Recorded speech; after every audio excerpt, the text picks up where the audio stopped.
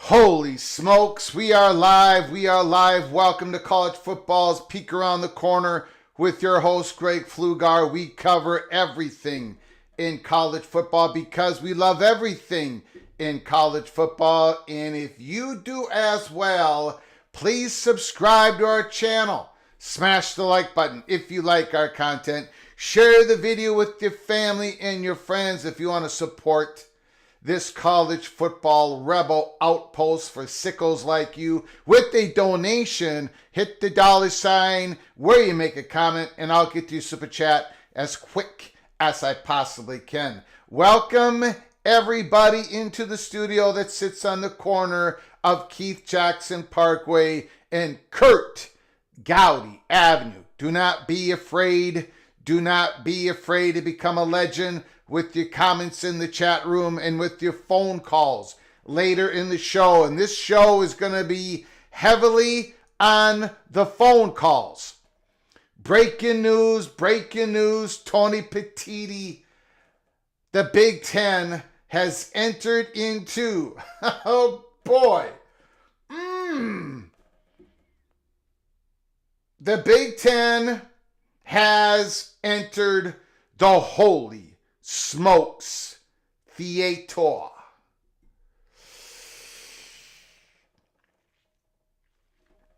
Breaking news, Sportico. We're going to go through the article here in a little bit. We're going to go, I just want to set the table. Earlier, this is our second live show, by the way. We had a live show earlier this morning, or for some of you, early afternoon, talking about, or late morning, early afternoon, talking about what happened. The kumbaya It happened in the ACC. They got the deal done, a little tweak. Option, ESPN picked it up, yada, yada, yada. And I talked about during that live show, yeah, okay, we went through the articles and everything, but it was missing the big elephant in the room.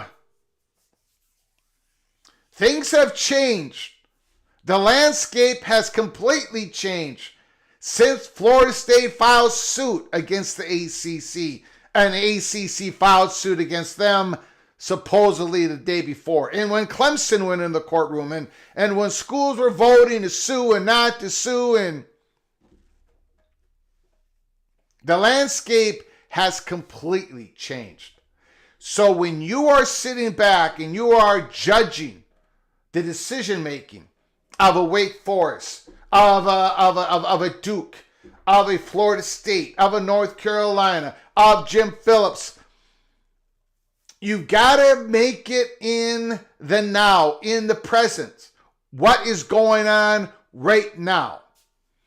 I said I try to give everybody a peek around the corner. What happened? What officially happened in the ACC? The biggest part of it was now Jim Phillips, now Bubba Cunningham, now Lee Roberts, now Mr. McCullough, the president of Florida State, now Virginia, now Wake Forest, now Syracuse, they're able to take a seat at the dinner table. They needed a resolution. They needed a great compromise. They needed their kumbaya moment. And they got it done. And a lot of people are still throwing elbows on it. Well, blah, blah, blah, blah, blah, blah. It's not a solution. It's not. The money ain't, there's going to be unequal revenue sharing, blah, blah, blah, the metrics. But that's not, there's a big elephant in the room, and that is for the ACC to have the same options to wheel and deal as the Big 12. And now we've learned as the Big 10. That's why today was so important for the ACC.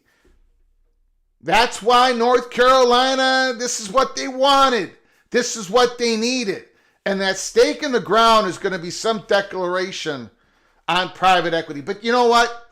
I said that, when did I say that? Monday, and it's Thursday. And that breaking news is already so obsolete because it's going to become apparent. It's already become apparent that is what North Carolina is pushing the conference towards. Not only North Carolina, Florida State was looking at all this stuff a lot earlier. Clemson was. Graham Neff is going to these meetings and he's being a speaker. And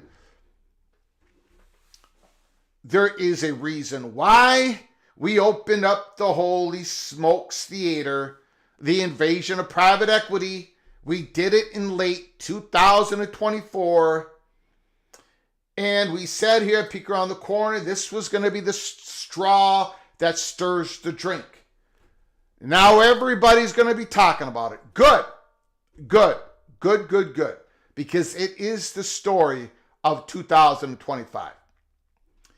I also said, unlike the Colorado going to the Big 12, unlike the hot bubble of action, unlike the breaking news of USC talking to the Big 10, unlike the Washington and Oregon thing, unlike all these stories that we have either broken or given you an accurate peek around the corner, unlike all these stories, unlike all of them, this is the story where Peek Around the Corner is going to take plenty of L's, losses,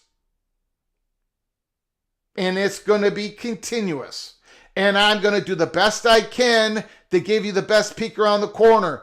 But I'm telling you right now, I think we're the most accurate. You know how I feel. We've worked so hard for our reputation over the last 8 years before we did a YouTube channel. I've been very fortunate to grow our sources and our Rolodex but this story, nah. We are taking an L today. Tony Pettit has entered into the Holy Smokes Theater, and I didn't know that it was going on. Let me say this. When we talk about private equity, private capital, maybe we should just use the term third-party money. But we can't even use that because it's really third-party contacts. Maybe we'll just continue to use private equity, but that term has to be more broader than the standard, okay? When we talk about private equity, I've said this a million times, I do not know what the hell is going to happen. I do not know how it's going to come in. I don't know if it's coming in at a school level, conference level. I've got my theories. I've got my speculation that is sprinkled with some information. I think it's going to happen in a few G5, G6 conferences before the other G5, 6 conferences. When we talked about the Big Ten, it has been reported that there is no interest from the Big Ten in private equity money. When I talked about ESPN and Fox, they're the old guard. They're not really interested in this private equity possibly being a bridge for better leverage for the Big 12 and now the ACC. But the Big 12, that's really a Big 12 story. We'll go back into the Big 12 here later in this week, next month, whatever.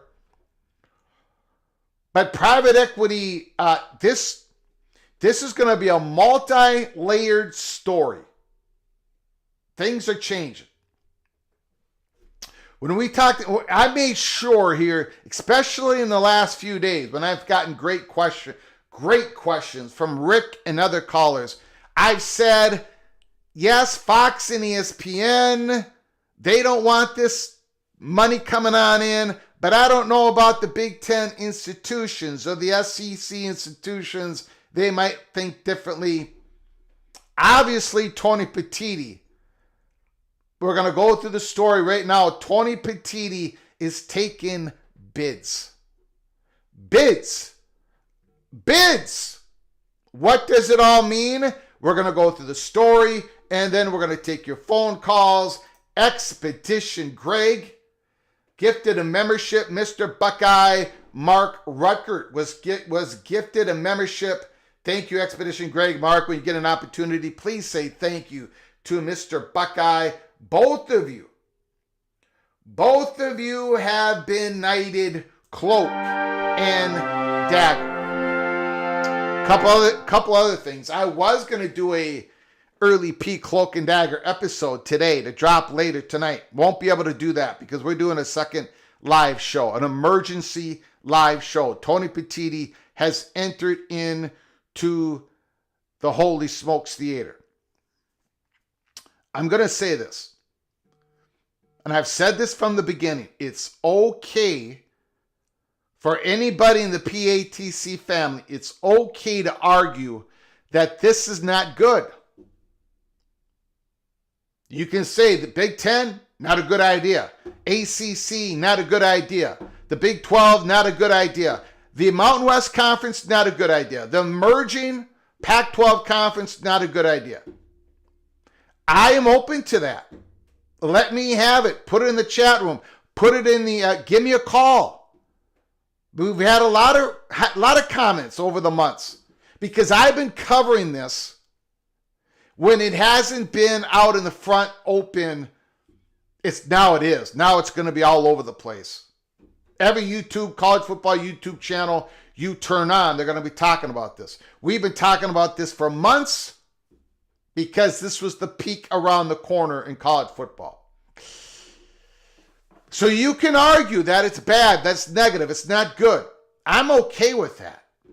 And if you want to argue the other point, I'm okay with that. If you want to take a position in between the extremes, I'm okay with that. Let me know. Let me know what you're thinking. Well, all I can do here at Peek Around the Corner is tell you that this is the story. It's coming on in. And exactly who's going to agree to what, I don't have the foggiest idea. There's a lot of crazy stories out there. This was not one of them.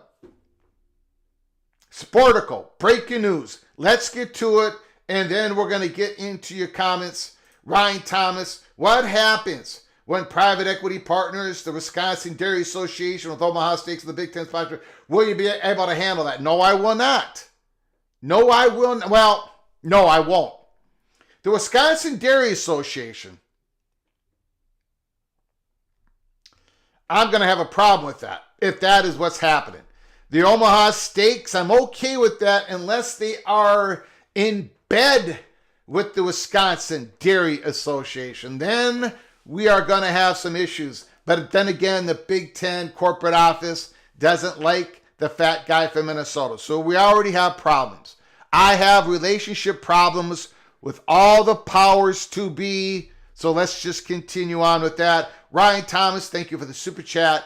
Thank you for your generosity. I do very much appreciate it. Let's get to the story because a lot of people don't even know what the heck I am talking about. Breaking news, breaking news. About an hour ago, maybe 2 hours ago, Big Ten courts private equity investment retains Evercore. Tony Pettit in the Big Ten has entered in to the Holy Smokes Theater. The Big Ten Conference is taking preliminary bids from private equity firms despite the past comments from Commissioner Tony Pettit questioning the upside of involving institutional capital in college sports.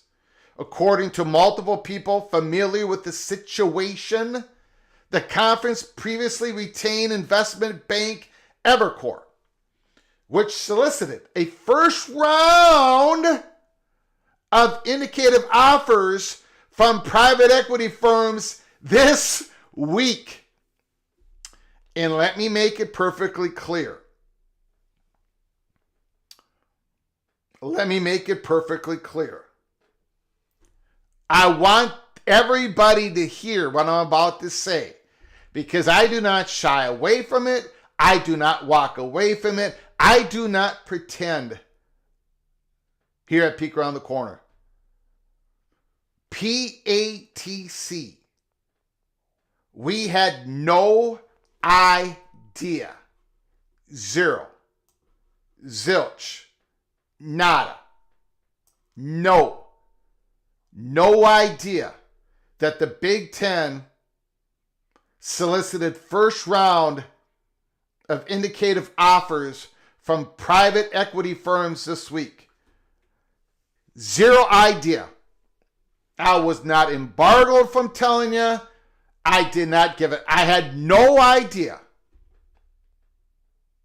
This is not going to be the first L that we take when it comes to the private equity story. No way, no how. It ain't happening, ladies. In fact,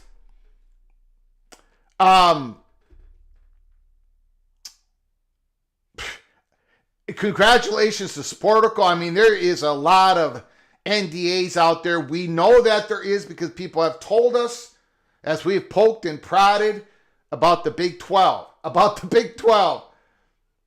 So this is a big L for college football. Peek Around the Corner. And unfortunately, it's not going to be our last. It's not going to be our last. All we can do is try to ride the wave. The big fat guy from Minnesota on a surfboard. Oh boy, it ain't going to be pretty. We're going to try to do the best we can to give you an accurate Peek Around the Corner. It's why we open up the invasion of private equity a couple months ago. This is going to be a crazy ride. Just before a key deadline in the House versus NCAA antitrust lawsuit that could fundamentally change the economics of intercollegiate athletics. Now, this is, boy. All right, let's break this next paragraph down, shall we? To better support its 18 members institutions, the conference is evaluating potential strategic partnerships. Okay. Okay. Excuse me. Let me take a drink of water here. While PATC is taking a big L today, not knowing this was going on, this huge story, we did tell you about this term that was going to be used, but we were told that the word, remember I've done the quotes, strategic partnership, but that was in lieu of what we've been hearing about the Big 12 and what the ACC is going to get to.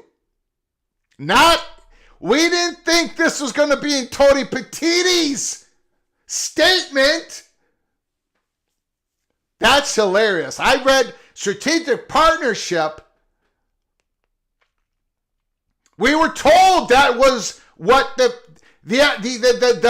Big 12 was going to use.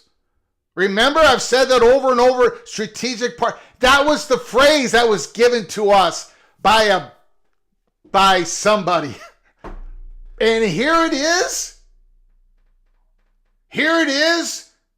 A Big Ten spokesman is using the term strategic partner. It's not going to be the last time. It's not going to be we've been giving you the peek that phrase was going to be used in this private equity story. But we didn't think it was first going to come from the Big Ten. Holy smokes. So put us down for another L. Okay, let's get back to this. Let's get serious here. To better support its 18-member institutions, the conference is evaluating potential strategic partnerships in order to enhance the conference event, sponsorship, and other ancillary business endeavors. Conferences, events, sponsorship. We've been talking about sponsorship a lot. There is money to be had there, the connections that private equity has. We've given examples of that. WWE, with Netflix and private equity and NBA. They bring on a lot of sponsorship money with having private equity as part of their franchise ownership. NFL's bringing it in. Sponsorship money.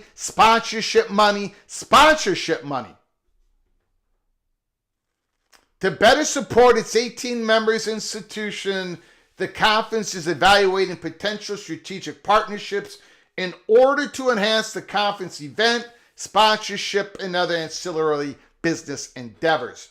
A Big Ten spokesperson told Sportico in an email, while declining to provide additional details. Now, I am going to take this is my speculation. My speculation only. When I read the phrase, while declining to provide additional details, I believe that Sportico probably has more details. Trying to confirm it, saying, putting out more questions in the email to the Big Ten. This, that. And the Big Ten would only go so far into answering to better support its 18-member institutions. The conference is evaluating potential strategic partners, blah, blah, blah.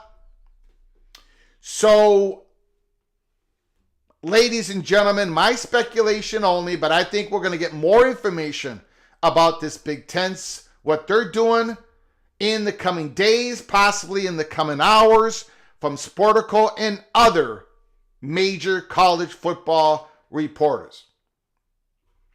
A representative from Evercore did not respond to a request for comment. As the revenue leader among college conferences, the Big Ten posted $880 million in earnings in fiscal year 23, according to its tax filings. In July 2023, the conference commenced a $7 billion 7-year multimedia rights deal with Fox, CBS, and NBC.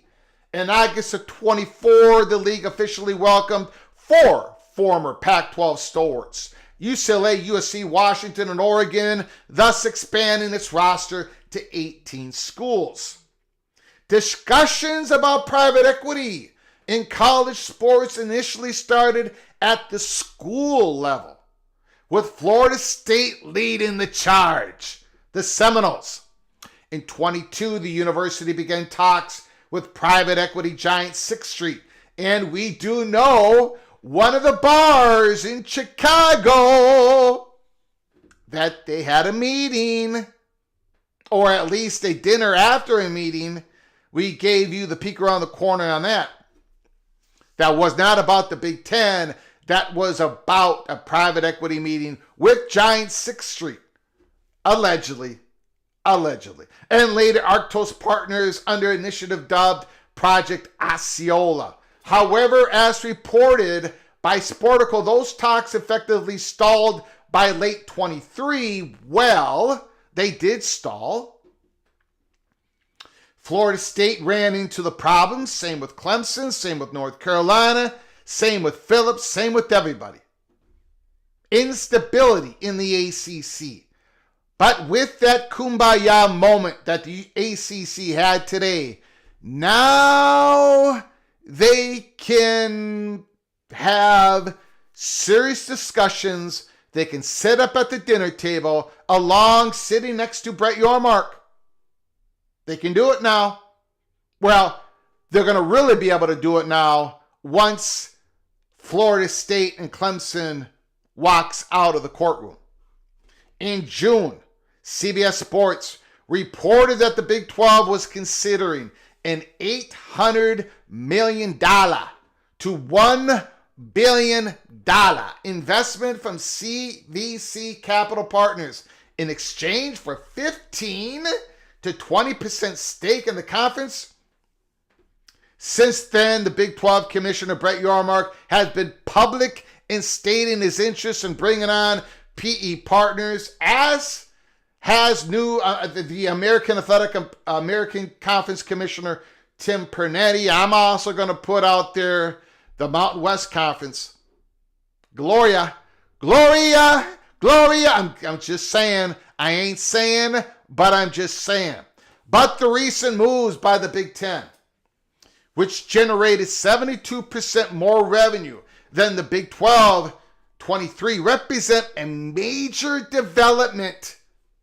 And this is why we're having a breaking news emergency live show right now, Thursday, January 30th in the afternoon.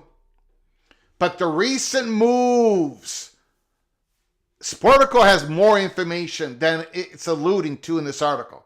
Can we all agree to that?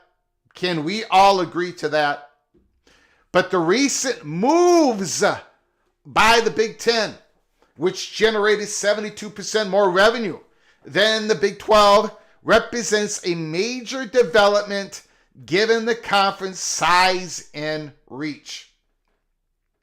These actions also indicate a shift, at least in terms of the public rhetoric, from its boss. In October, leaders from the SEC and the Big Ten convene for a joint summit in Nashville to explore potential collaborations between the country's two most influential athletic conferences. At the time, Yahoo Sports reported on the development of a bold new concept for a Super League called Project Rudy. That proposal, spearheaded by former Disney executive now at Smash Capital, sought to consolidate schools from the Power Four conferences into a 70-team structure, which would be infused with up to $9 billion in private capital. However, Pettit quickly dismissed the idea. I haven't seen anything in any of these plans that we couldn't do ourselves alongside our Power 4 colleagues, Pettit told reporters in Nashville. Ultimately, there's a strong commitment that we can achieve all of this on our own. Earlier in the year, a group of high-profile sports team owners, executive and college administrators began advocating for an intercollegiate super league under the umbrella of college sports tomorrow. The group included notable figures such as David Blitzer, owner of the Devils and Sixers, the NFL executive Rolab, Cleveland Browns, Haslam, Syracuse Chancellor, Turnkey, Len Perna. In February 24, a confidential pitch deck was circulated by the group, obtained by Sportico, outlined key aspects of its proposal, including a plan to share broadcast revenue with players, a 40-game spring football festival, and a rough outline of how the 70 permanent members would be distributed across 7 geographically aligned leagues. Core to the College Sports Tomorrow proposal is an NFL-like pooling of conference media rights into a separate centralized entity that could conceivably help increase its value in the market and provide more money to the schools. That desire for new revenue has taken on a new urgency in anticipation of a federal court granting final approval of House settlement, which would allow schools to share up to $20.5 million in revenue with athletes per year. The court's deadline for the filing objections in the settlement is this Friday. Meanwhile, the Big Ten and the SEC are slated to hold a second summit next month in New Orleans. That is the article. The Big Ten and the SEC slated to hold a second summit next month. That is February 19th. February 19th. Woo! Okay, let's break this down. Breaking news. Tony Pettit and the Big Ten has entered into the Holy Smokes Theater. And I got a feeling that the Big Ten did not want this out before that meeting in New Orleans. It's out there. And more is probably going to come out because I got a feeling that Sportico has got more information. This is their first jump into this where they're talking about the Big Ten deals, their moves, plural. Now, again, this private equity situation going to come in at all different levels, conference levels, school levels. We do not know. But the Big Ten obviously has been discussing this with private equity firms for months because they've had their first round of bids, of indicators. There's a lot of DNAs out there. There is a lot of tight lips out there when it comes to all of this stuff.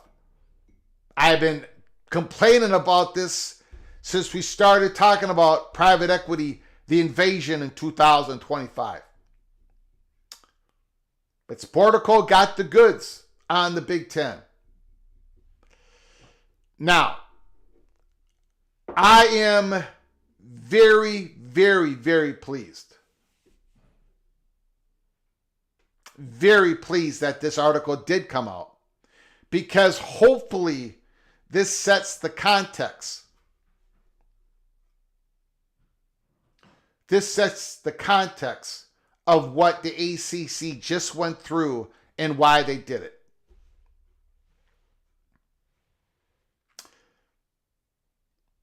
The elephant in the room now is apparent to everybody on why the ACC, why the schools were able to come to some sort of compromise because they got to get to the dinner table with the Big 12. I did not say this on the last show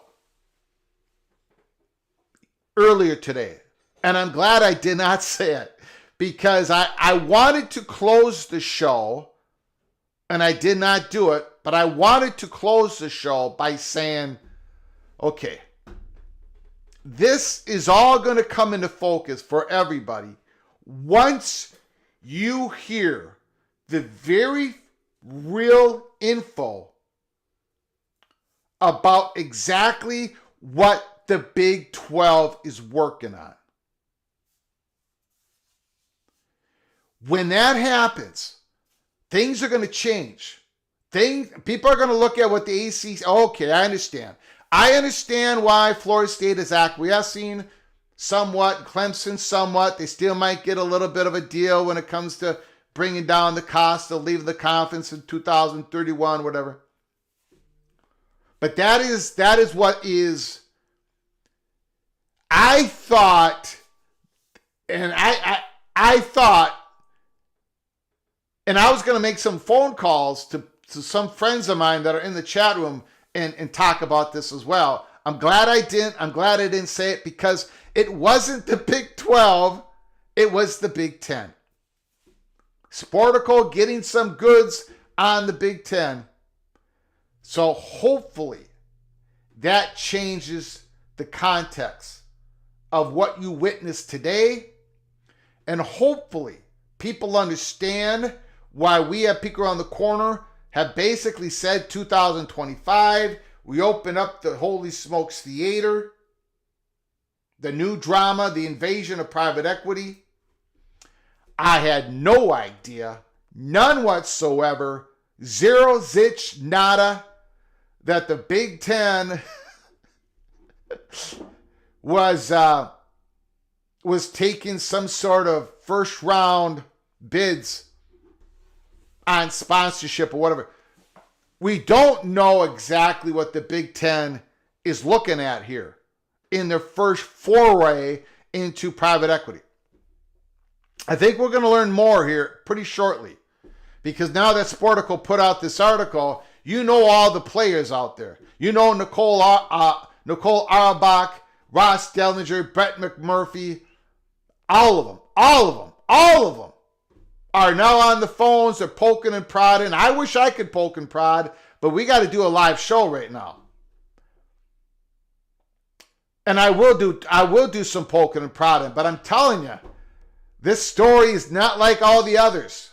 There's NDAs out there all over the place. Anyway, Sportico got the goods. I'm going to say this, and then I'm going to open up the phone lines.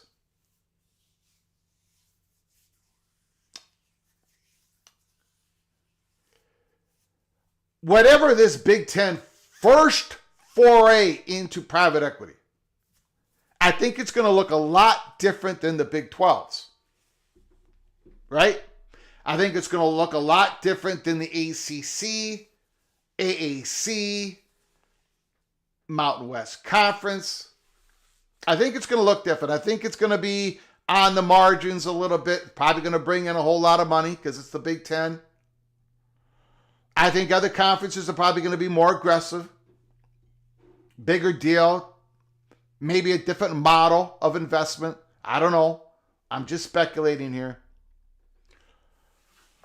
But, and again, you can argue to say all this is bad or all this is good or somewhere in between. I'm good with that. Of course I am. I'm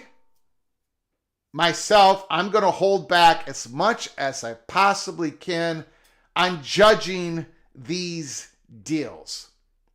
Whatever comes out. You know, this is going to be fascinating because, as Tim Prinetti said, the AAC commissioner, we are closing in. We are at a dangerous tipping point where third-party money is going to come on in. Some conferences are going to be more successful than others. These conference deals are going to be, some of them are going to be more positive impact than others. Some of them are going to benefit more than others. And I don't know, I'm not going to have any idea what is going to be more beneficial. I don't know if it's the ones that are going to jump in first or the ones that jump in last. You know, when we talked about these media deals for the last 15 years, I remember at one point, people were criticizing the Big Ten because they kept their media deals so short that they had to renegotiate. But that turned out to be smart of the Big Ten.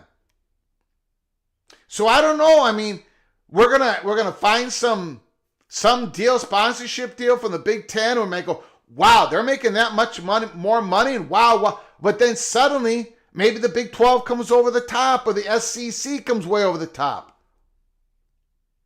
Right? We don't know. I'm gonna try to hold back, and I get it. Some of you are gonna say, all this is bad, all this is good, and in between. But judging the deals and what is going to be more beneficial to the student athletes, to the universities within those conferences, within those schools, boy, it's going to be very difficult to determine. That is my opinion. And the biggest fear, and we've talked about this, we've had phone calls, we've talked about this. The biggest fear in all of this is not being on board on the private equity train, and it works. Right? What if the Mountain West Conference does a private equity deal and it works, and it's obvious that it worked? 5 years later, they've had the benefits of having this private equity deal, or multiple deals in different situations, and let's say the Pac-12 did not do it. That's the fear of all these commissioners. That's the fear that is driving everybody. That is the fear that is driving West Virginia to want this to happen. That is the fear that is North Carolina's rattling everyone's cages in the ACC. We've given you that story.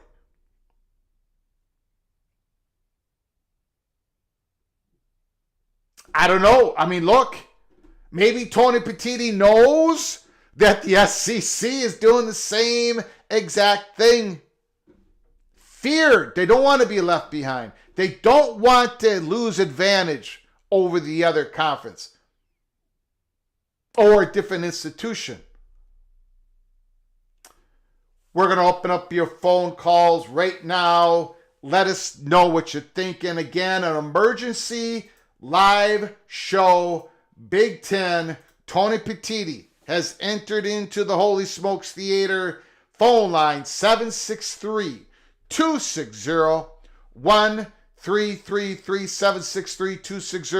763-260-1333. The lines are open. If anybody wants to say anything.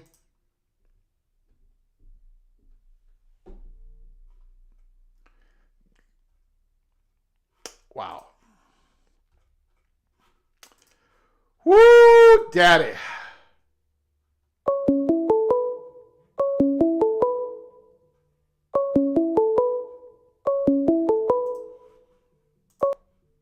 Call from Movie Time Blues. Movie Time Blues. Thanks for calling, my man. The floor is yours. I don't think it's a good day for college sports. What will be the cost down the road for these programs? Like, if they take the money now, they have obligations for what these private companies want from them. You know, these comes with lots of strings attached. What about the future of the old rivalries, like the traditional rivalries? Are they gonna start telling them who to play next, or are they gonna sell corporate logos on the uniforms? I mean, it could go sideways 50 ways. I think a lot of people would agree with you, Movie Time Blues. I think we are going to see corporate. I think it's most definite we're going to see corporate sponsors on the uniforms. I don't think. I think that's going to happen pretty soon. And more corporate sponsors in the stadium and on the football field, and these private equity firms have these relationships with these advertisers, so they're gonna bring in a whole lot of money.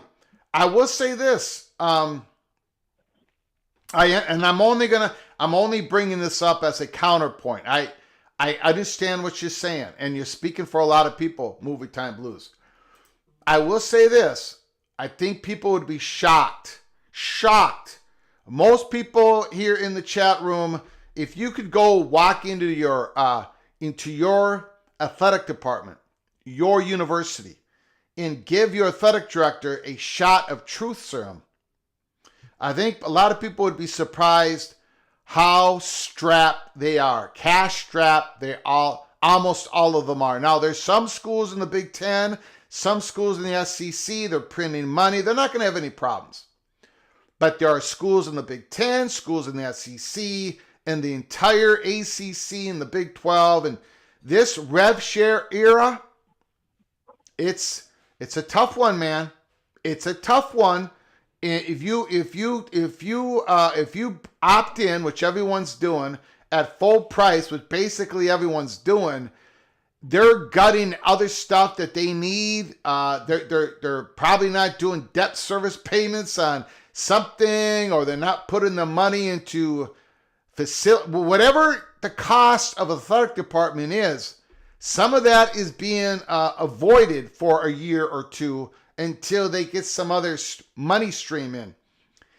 A lot of people are cash strapped. There's a lot of fear out there, and we got this probable, what I would say, federal government carve out that's going to have rev share to the players, and maybe it's going to be even a little bit more of a percentage than the athletic than the House versus NCAA settlement, or a little bit less. I do not know, but that is a motivation and why.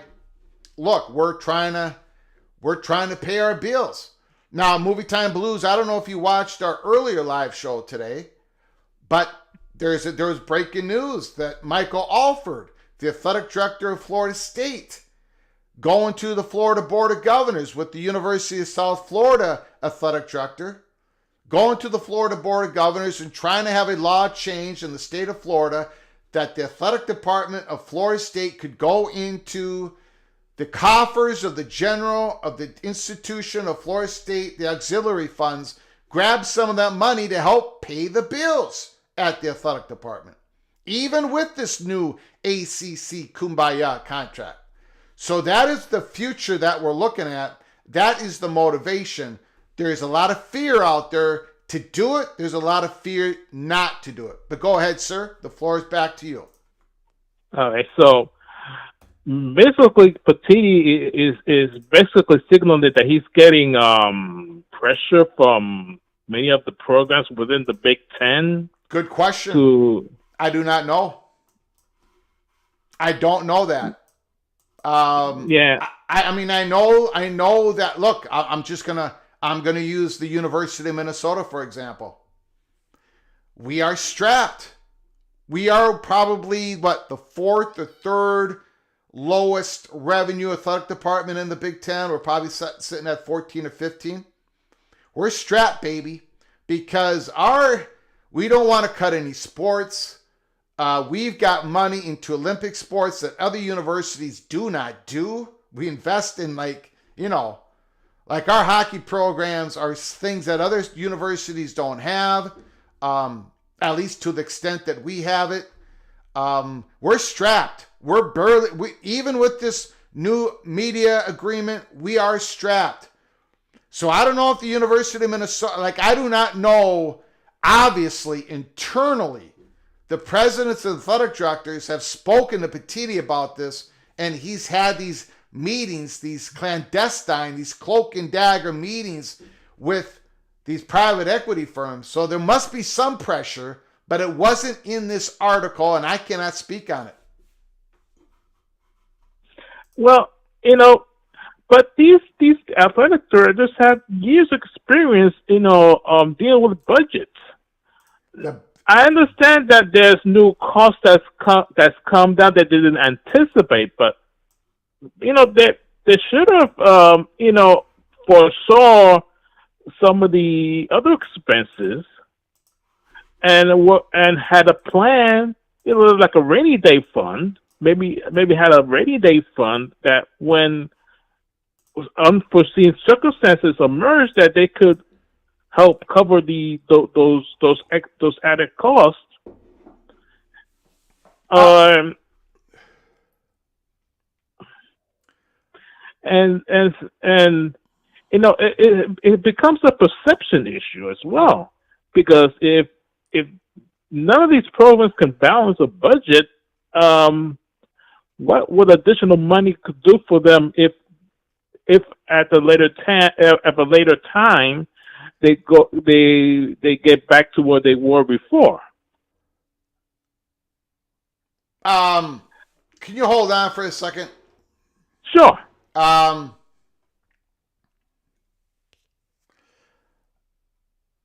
I don't know what's going on in the chat room, but y'all gonna have to calm down a little bit, so I'm gonna put people on timeout. That's number one. Okay, number one. Relax with the personal shots. I cannot keep up with the chat room. The moderator is in training at the hospital. So everybody cool your jets. Number one. Number two, Movie Time Blues. You make a great point. I don't think the only motivation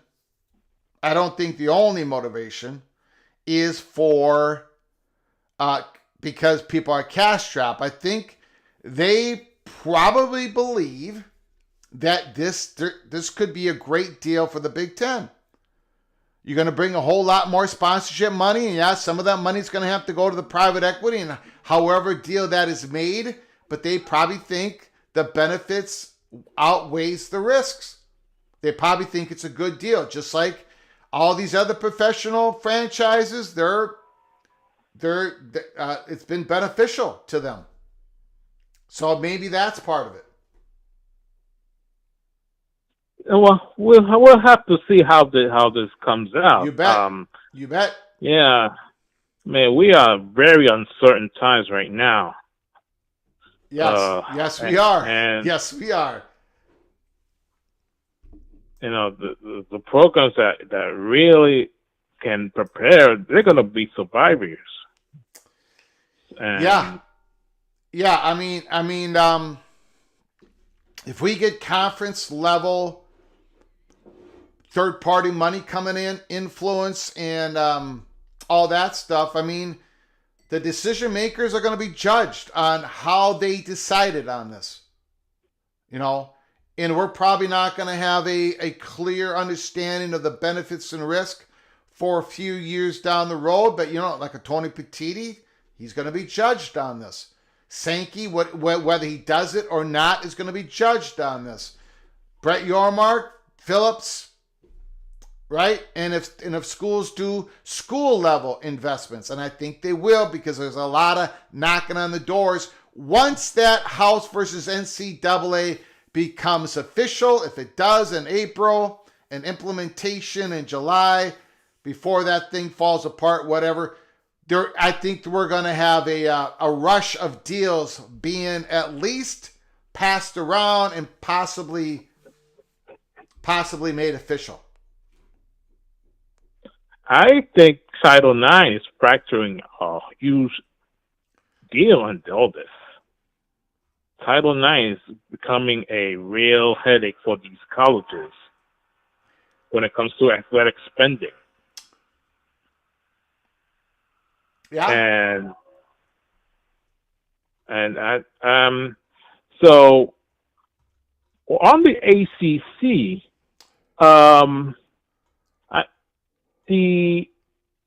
it's going to tide them over, but the thing is with the ACC is they have very few options to play other than shifting some of the money around.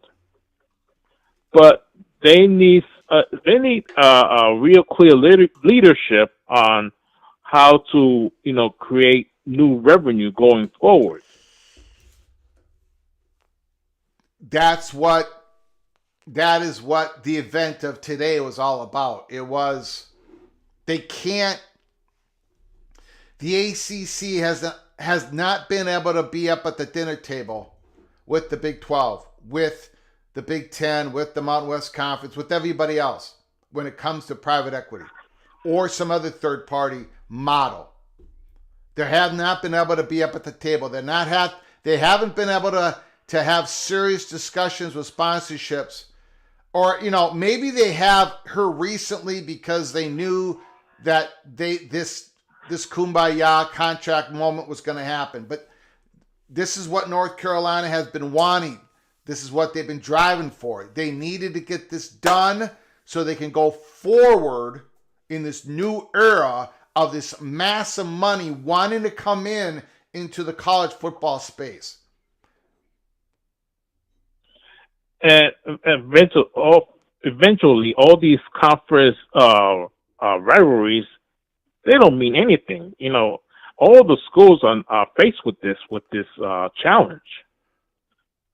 I know the comment section, they want something to happen, some event to happen as quickly as possible, but they're missing the forest for the trees. This private equity thing, it's going to radically change college sports. All right. Yep. It's unrecognizable right now. It'll be more unrecognizable in the future.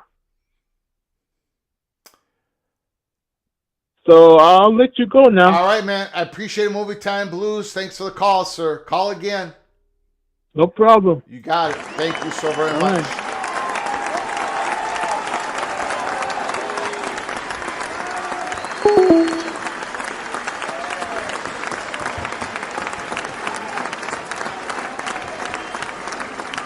Okay, let me get caught up here on some super chats. I do apologize. Expedition Greg, I'm a bit surprised. Hold on one second.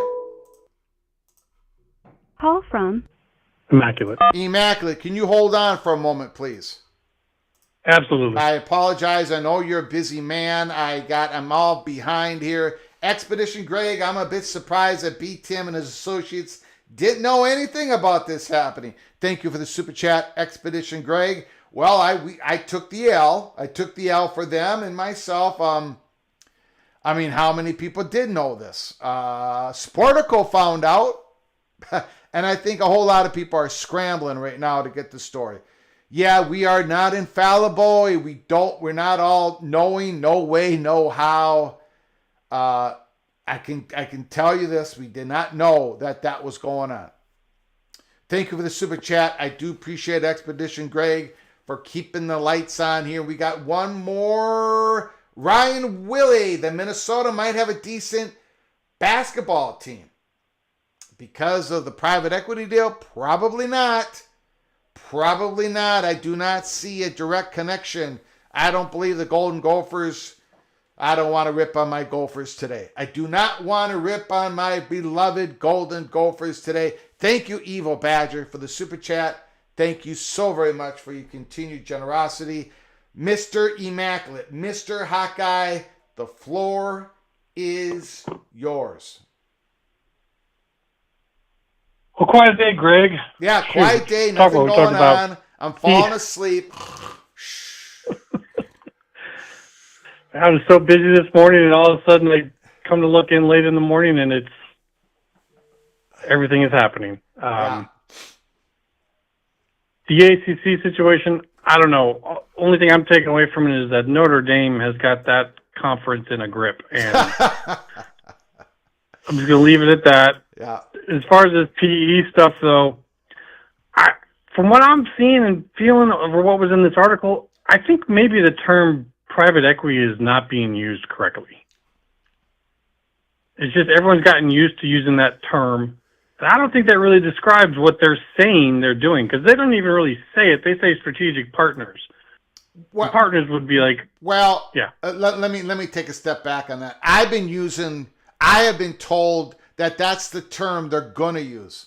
Like, I don't know. I understand. I've had multiple live shows where I said they're gonna use the term strategic partnerships. So yes, I think these deals are all gonna look different, and maybe, like you said, private equity. That term is gonna be used in ways that really aren't private equity. I get what you're saying. Go ahead, sir. yeah, that's all. Like I'm saying, like in my opinion, private equity is different than a strategic partnership. A partnership would be like a company comes in, buys up the rights to a block of tickets for a certain amount of time. They're going to have rights to meet and greets with some of the players. Yep. Now that athletic departments are going to hold NIL rights, sponsorships could include name, image, and likenesses of players on those, so the value of those goes up drastically. There's a lot they can do that I think people think like, oh, they're going to buy a percentage ownership share in the program and get. No, I don't think that's what this is at all. I think all this is funds coming in and buying up these strategic partnership positions, opportunities, whatever we want to call them.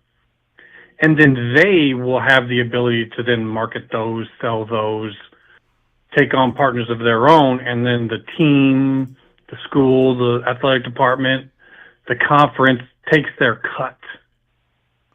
Because, that's what we're seeing with the NFL, right? They're saying, like, you can have, like, a 10% strategic partnership. Well, those groups are coming in and then creating experiences. Yeah. That's what they do. Yeah. There's specialty, high-end, premium experiences that cost a lot of money. It turns just your basic tickets into something that makes a lot more money. And that's the takeaway for fans, in my opinion, that they might not like, is that you're going to have all of this stuff surrounding this now. There's not going to be as many tickets. Like, take Northwestern, right? They're only having like a 30-some thousand stadium with premium seating. Well, you can start to sell those out for these type of experiences much more easily than you can sell tickets in a premium experience on the bench seating. So when people are looking at this happening at FSU, I think it's all connected. So when you're saying we're kind of surprised, we are. But this probably is something that the Big Ten's been planning on doing. When you get NIL rights, makes sponsorship stuff so much more.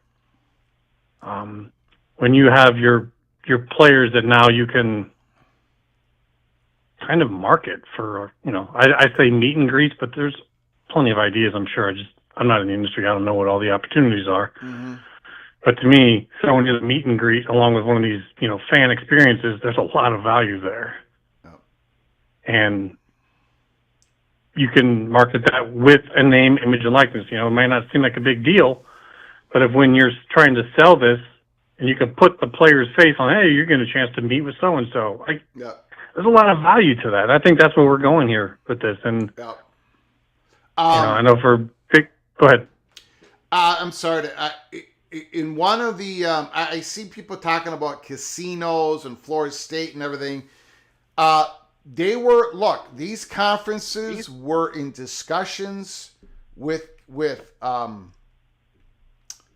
what's the word? Consortiums of casinos, to where the casinos would get real-time information, like the injury reports, and they would get they would have some sort of marketing, Big Ten, SEC, Big 12, with these casinos, and that would become a revenue source, another revenue source for these conferences.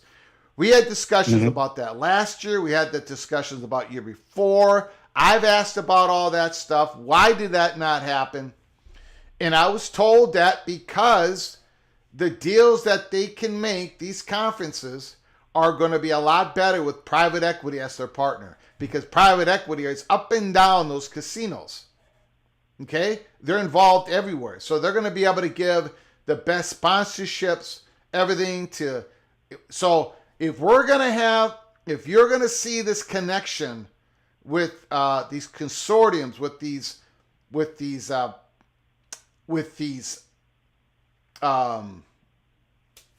casinos, or even with DraftKings, whatever, it's going to be at a conference level, and it's going to be through these contacts of private equity. Basically, that's what I've been told. So just to answer that was in the chat room. Go ahead, sir. Yeah, like, what was the name? Evercore or whatever? I mean, yeah. You know, we look at that, okay, so that's the private equity firm. And we use that term just to cover everything, like umbrella term. But I really don't think this means they're getting like a percentage ownership of everything. Yep. And there's some people are pushing back on some posts I'm making, and it's like, that's not what this seems to be. Yeah. That's not what it says in that article. This is just, hey, look, we have all these new things that we can do here, and we're not really all that familiar with it, and quite frankly, we don't want to have to hire all the people to do it. Yep. This is when contracting comes in. This is when, like, you know, you're paying for the rights to this stuff for a certain amount of time, and we have a contract. And either this is what you pay us, and then we also get a percentage of it on top, or there's just a flat amount. I don't know. That's for them to negotiate.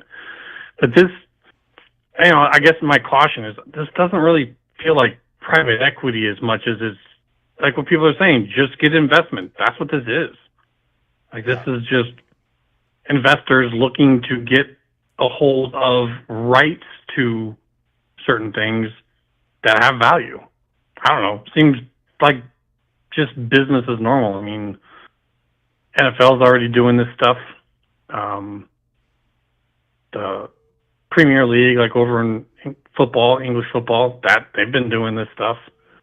This is pretty common. So for folks who are like, oh, woe is us, I don't think we're at that point.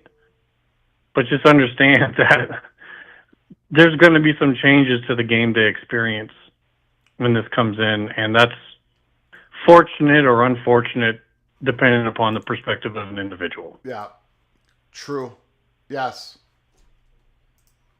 Anything else? That's pretty much it. I just wanted to throw that little bit in there because I kind of think everyone's got this idea of what this is coming in, and like hold the horses. I think this is something a little different. I think it's going to be all sorts of deals, big and small, my friend, big and small. Yep. And it's we're not going to be able to generalize all this stuff. Yeah, right, man. That one term kind of gives the wrong impression. So, anyways. Yep. Good talk, man. Looking forward. I think we're going to have quite a few busy days ahead of us here. Yes, yeah. Thank you, sir. Appreciate it. Talk to you later. Yeah, and I said, great call, Immaculate. I said, at the beginning of the show, I don't know what term to use. I'm using private equity right now, but I want to say third-party money, but that doesn't really convey the correct message either, because strategic partnerships. Maybe we should just use what I was told that everyone was going to. I think that's just like the most. Call from Nitwit. Can you hold on for a moment? Yes, sir. I'm going to go ahead and make that official here at Peek Around the Corner. We are going to use the term strategic partnership when talking about private capital, private in investment, private equity, whatever, third-party money, third-party contacts. We're going to use the word strategic partnership. I think it is one of the most hilarious things that I have ever, since we've done this show, I have used the term over and over and over again. I told you all, when this comes out, they're going to use the word strategic partnership. Those were my exact words. But I said it about the Big 12 and eventually the ACC and perhaps the Mountain West Conference and the AAC. I wasn't talking about the Big 10. And then the Big 10 comes out and their spokesperson, in an answer to an email from Sportico, uses the term strategic partnership. So they're all going to use that term. They're all going to, I think it's absolutely hilarious. Maybe I'm the only one that's laughing. Go ahead, Nitwit. The floor is yours. Hey, Greg, it's great to be on the show. Great show already. I'm going to call in. Man, there's so much going on. Like your head's spinning at this point. It's not even on a swivel, is it? But I wanted to call in. I think there's like a couple phases going on to this. And I loved what you said a couple shows ago. Like, we're at our infancy here. Yeah. And we don't know where this is going to go. And it's going to be interesting where it ends up. Yeah. You've been hitting the nail on the head. Like, I remember you talked about some of this private equity. I think you'll have layers to this. You'll have one, maybe a partnership with the school, or you and I might go in and buy their social media rights or to manage their social media content. Yeah. It all goes private. And we'd have a weekly interview with the coach about the next game and just for subscribers. You brought that up before. Like, there's a lot of content out there that you could sell. You know, some people do it already. Like, I know we have Lines 247, like message boards and private content. And you could actually work with a school and say, just give me your social media rights, and you have to pay a subscription fee. You get interviews. You get so many different things. So you're going to have those layers of what you call strategic partnerships to market, to take content onto a platform, right, Greg? Yeah. Whatever content that is, it could be interviews with the players, it could be watching all 22 with a coach, or whatever. You know, I mean, you could go down those rabbit holes, and I think a lot of it is like how if that's going forward. I think conferences have to give the okay for schools to do that. I think schools have to get the okay to do that kind of strategic partnership stuff. But there is room out there for, like, what private equity does is it looks at a market, right? And that market isn't officially, maybe the players in that market isn't efficiently organized to maximize profit. Like in my fields, and you look at things from a market perspective, I always call in a market. It runs, it's a living, breathing thing, and it produces outcomes. If you study the market, you can predict an outcome. You know, right now, college football has some inefficiencies, right? Mm-hmm. You have one entire conference, and let's go into the ACC, that's probably getting 15 to 20% under their evaluation. Like what we would think that conference is worth team by team right now in this current market, right? There's no way that gaining the Gore or the distribution rights to Florida State is in this current market landscape of college football is worth $30 million. Do you agree, Greg? I guess. I mean, that's the pay. I mean, let's say whatever the payout per school is, right? Yeah. Whatever Florida State's getting.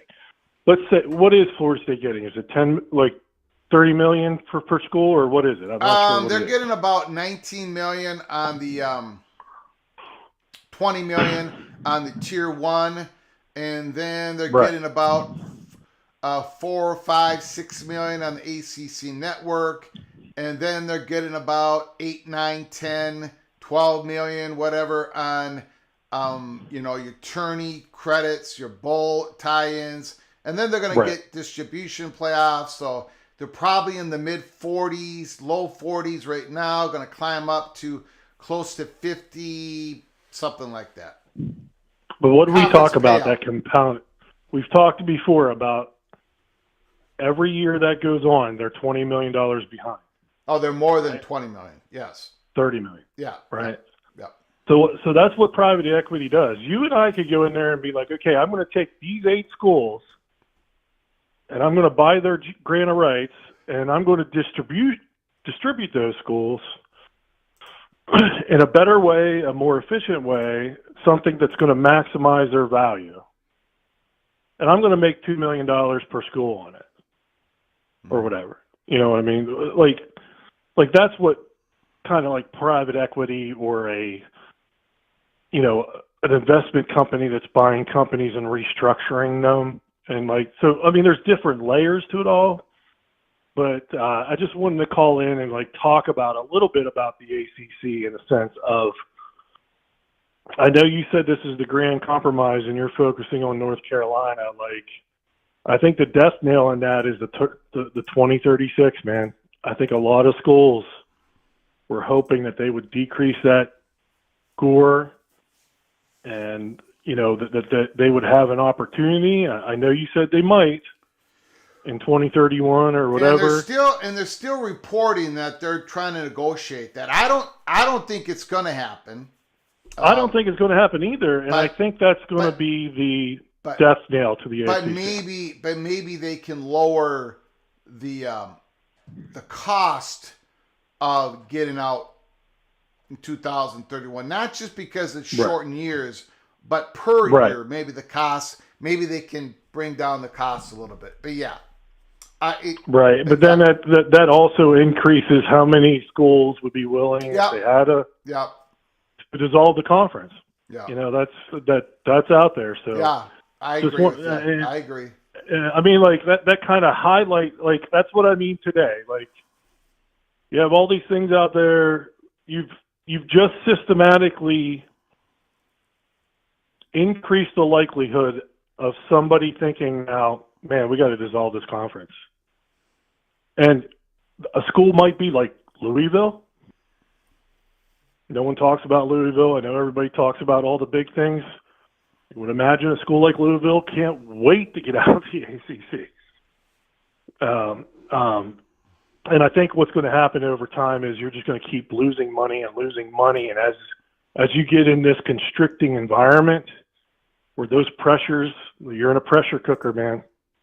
Those pressures get higher and higher and higher. You're going to end up looking around and being like, oh my God, what did we do here? Like you're at a pivot point in the college football history, just like remember Harvard didn't offer scholarships and got left behind. Like you're at those moments in college football history, which I think, just to end up my conversation, Greg, and like I said, you've been a great resource. I think there needs to be a great shakeout either in 2025 and 26. I think maybe this House settlement will bring it along a little more, and each school can decide, am I in or am I out? Are we going to the next level or are we not? You know what I mean? Like a school like Wake Forest. Are we going to get down that route of paying players and all that kind of stuff? Or are we not? Like, I think that's to a point where you might see the next phase of this. Like, well, they've opted in. Wake Forest is opted. Well, I know they opted in, but I think at some point in time, the leverages or the parameters to play are going to get so intense that, remember, you're not dealing with factories here. You just can't go out of business. Yeah. You know what I mean? Yeah. The end game doesn't, like, if you keep going down the path you're going, it's not sustainable. Something has to give. You can't, like I said, Wake Forest isn't going to go out of business because they don't have enough revenue to play in the market. You know what I mean? So something's going to happen. But thanks for taking my call, Greg. Like I said, I just want to go Nittany Lions. Looking forward to next year, buddy. You take care. You got it. Appreciate it. Beautiful call, sir. Beautiful call. My Gophers don't play Penn State next year. Unless it's in the Big Ten championship game or in the playoffs. But no, we don't play Penn State next year. Penn State already beat us this year. I think it was 26-25. The Nittany Lions got us. They got us. Anyways, the phone lines are open. 763-260-1333. 763-260-1333. The doctor is in the house. He says Big Ten needs to go north. Jared Jones says they need to go east. They're not going anywhere right now. They're not going anywhere. There is no available program. None of that is happening right now. The Big Ten, they left Tony Pettit. Now, if you've beginning of the show, whoops, that's not it. The beginning of the show, the invasion of private equity. Tony Pettit has entered the Holy Smokes Theater. The last time we saw Tony Pettit in a theater, the last time we saw Tony Pettit in the Holy Smokes Theater,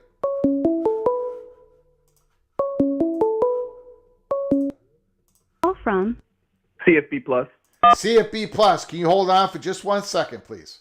Absolutely. I appreciate it. The last time we saw Tony Pettit in the Holy Smokes Theater was June 15th, 2024. You can go back and watch that live show. Big announcement. Tony Pettit and Greg Sankey walks out of the theater. No expansion, no interest. Florida State and Clemson, not the number 1 targets.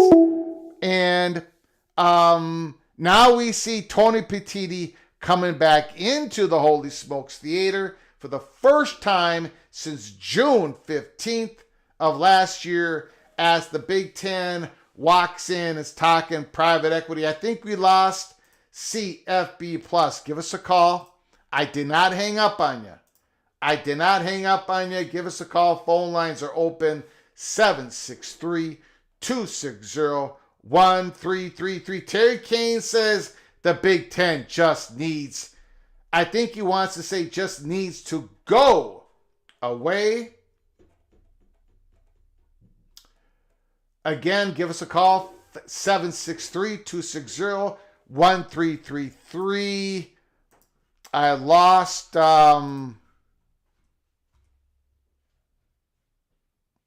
David Shaw.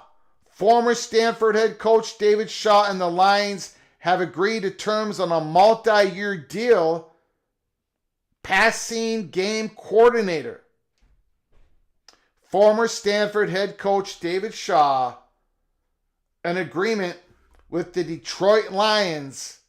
Holy smokes. David Shaw doesn't look to be going back into college anytime soon. Gets hired by the Detroit Lions. The Detroit Lions.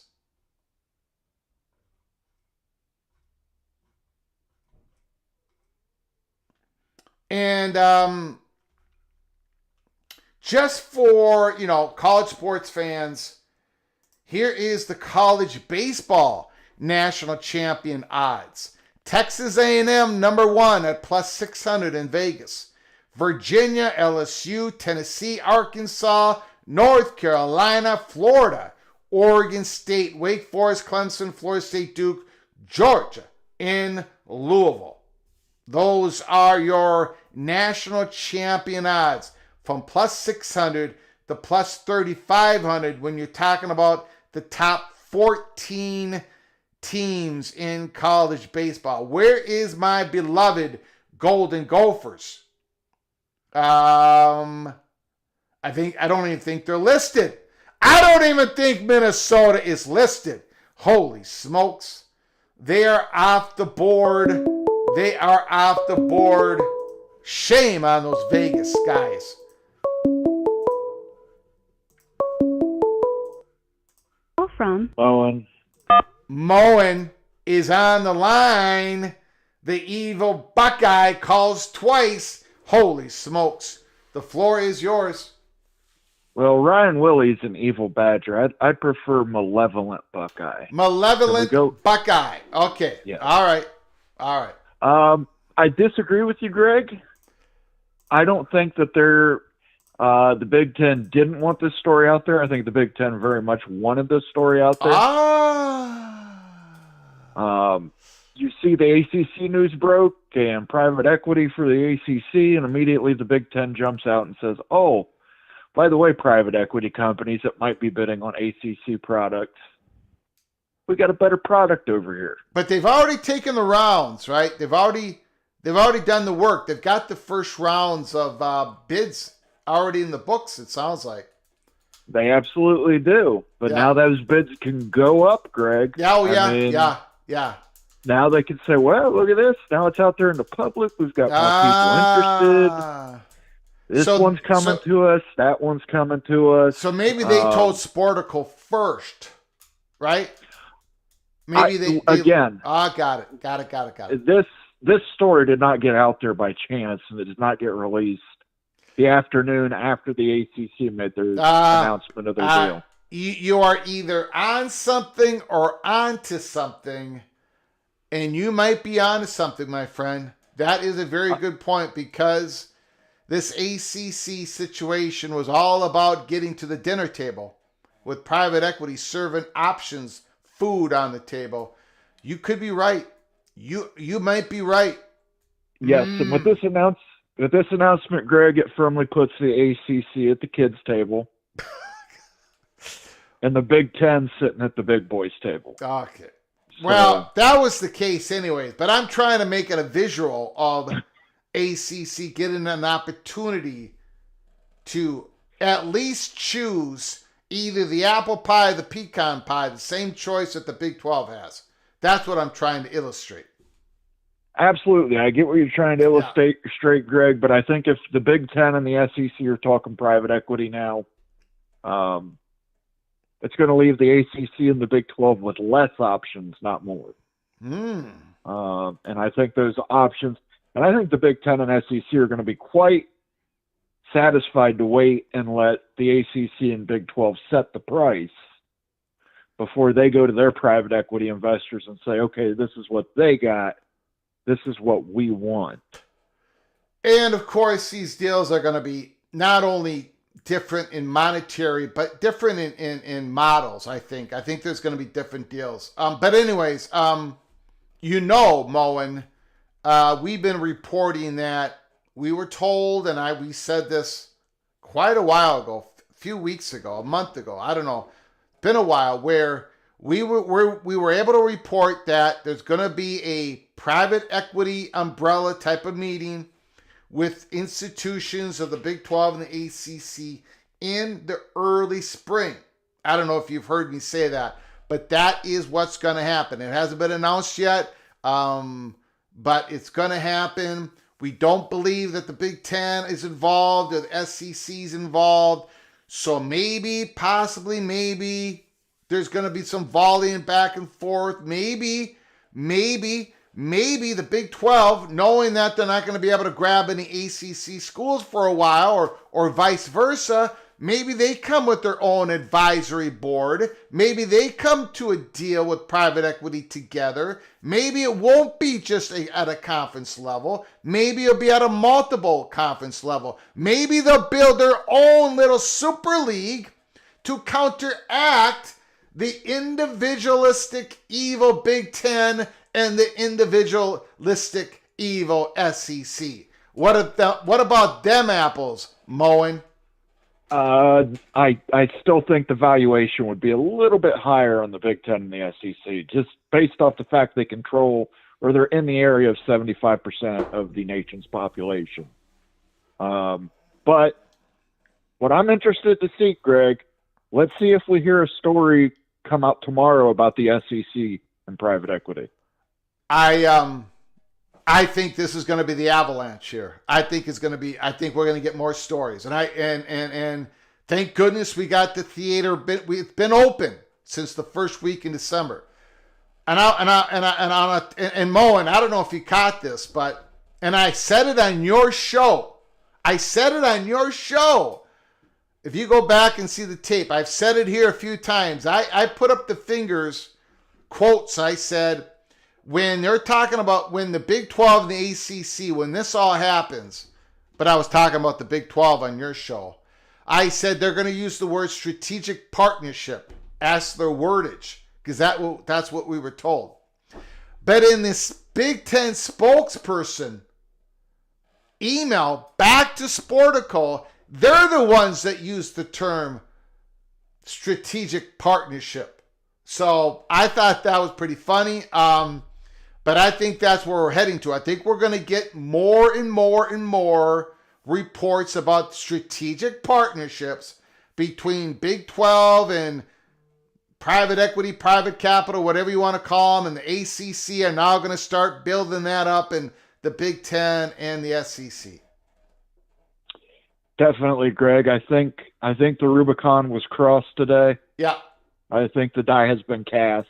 Yes. And again, I don't think that story gets out there for no reason on this day at the time it gets out there. You might be right, my brother. Very good. Very good. I'm going to poke and prod on that. We shall see. One more thing I want to tell you, Moen. I want to tell you. October 4th.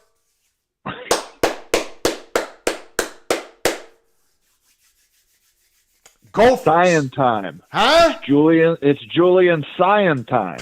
Scion. How do you say his name? I say it's Scion. So it's not Julian saying. Scion. It's not saying. I have no idea how. You know what? I have no idea how that man pronounces his own name. I don't know either. You know. And if I did, I'd forget and I'd mispronounce it anyway. So it doesn't matter what I say. But all I know is this: he's going to be the next great one. Julian Scion versus Drake Lindsay. Bring it on, baby. Bring it on. Let's go. Sounds good to me. I'll see you there, Greg. Nah, I'm not going. I'm staying home. I don't want to watch a 45-6 ball game. Are you crazy? Okay. All right, Greg. You have a good evening. See you later.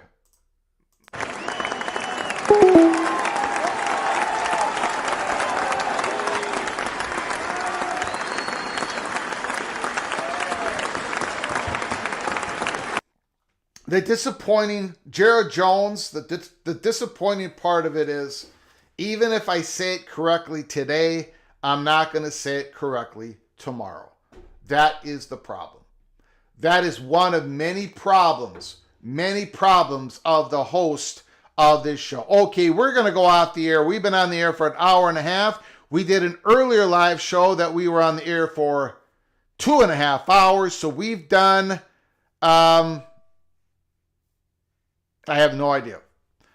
4 hours, I guess. I guess that's the math on that. So we've been on the air for a long time. I'm a very busy man. I got to go poking and prodding. But please, I want you to leave this seared in your brain. We are going to be continuing to report on this story. We at Peek Around the Corner opened up the Holy Smokes Theater, the invasion of private equity. We gave you the peek. I also gave you the peek that, we are going to be taking L's on this story. I have no question about it. No doubts about it. I did not know that this Sportico article was going to come out and talk about the Big Ten having bids, first round of bids on some sponsorship deal or whatever. We don't even know the entire details of this. We don't know. Maybe more is going to be leaked here soon. This story is going to get crazy. It's going to be multi-level. It's going to be a lot of diversity in this, a lot of diverse deals. I believe that. I truly believe that because the rumors out there are so diverse. So we're going to do the best we can to give you the peek around the corner. But I'm going to tell you this, the ACC deal that happened today, you've got to put that in this context. The ACC now can go up to the dinner table with a knife and a fork and a spoon and see what they can do when it comes to all that big money on the outside that they want to tap into. And the ACC is keeping an eye on Brett Yormark. And Brett Yormark now is keeping an eye on Phillips. They're keeping an eye on each other. And maybe, just maybe, they can come together and do some advisory group so they don't knife each other like the SEC and the Big Ten are trying to accomplish when they meet in February 19th in New Orleans.